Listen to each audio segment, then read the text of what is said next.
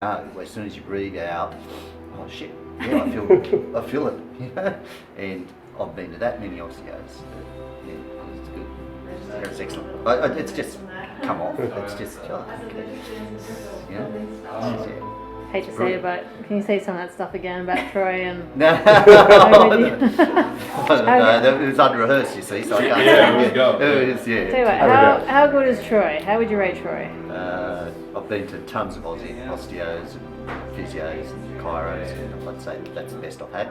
I'm probably on par with one other lady. I'll let you know in a week or two whether I put him higher or not. It's just immediate relief. It's just, I couldn't roll the shoulders before, I couldn't do anything. It's fantastic. And the ones the first ones, you felt it. So it's almost immediate when you did that first one. It was, the muscle just dropped back down and took the tension off. I had headaches for the last couple of weeks. Wow. Yeah.